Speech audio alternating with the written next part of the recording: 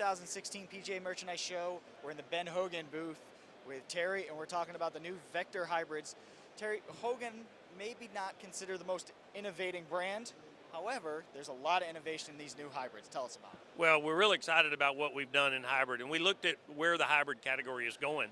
And these companies are chasing just raw distance, and they're getting it by bringing driver technology in, thin faces, hot launch angles, lower spin. But a hybrid is bought for a distance. I've got a long iron replacement. I want to hold the green. I don't want that ball releasing. And we saw these hybrids are real deficient, in most of them, in spin and the landing angle.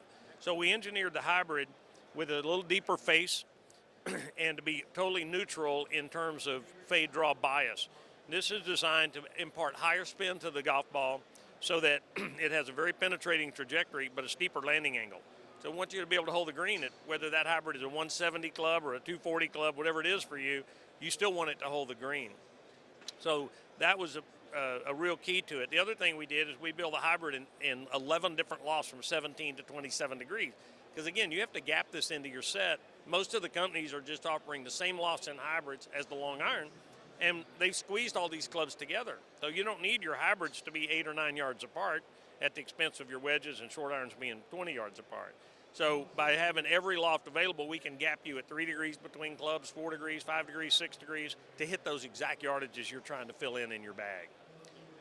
Pair it up with it, whatever iron set you have, whether it's Hogan or another brand, being able to choose your loft, that's a really big thing, like you were saying. Also, dialing in, you have a lot of movable weights in this. Yeah, so the other thing we looked at is every golfer has a little different needs. We created a weighting system that's got 4 weight ports in it. You've got one in the sole, you've got one in the heel, in the center, and in the toe.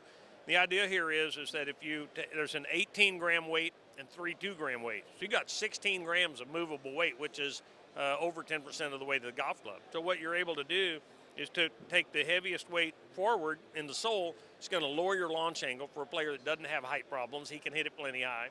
You move that weight back center, you've just elevated the launch in the spin for a slower club head speed player that wants that higher ball flight, get more carry out of it. You move the heavy weight to the heel, you can build in a 4 to 8 yard draw bias. Move it to the toe, you can build a 4 to 8 yard fade bias. And so it's the most flexible weighting system in the whole hybrid category, because these golf clubs are bought for a very specific purpose. Whether you decide, I'm not comfortable with anything lower than a 6 iron or a 5 iron, and then I have a 5 wood or a 4 wood, and there's a 15-yard gap, a 30-yard gap, a 50-yard gap, and you need just the right loss to dissect that gap into equal parts. And by having the weight option, we have people might want to say, I want my 17 degree with a draw bias, but I want my 21 degree with a fade bias. And so this allows you to build the kind of shot you want to hit. It's a really cool idea. Really, the Vector hybrids, they can fit in your bag any way you need to. You can pick your identical loft. You can change the weight to get them to perform for you. We want to know what you guys think once you get out and hit them. From the 2016 PGA Merchandise Show, I'm Dean DiCrescenzo for THP TV.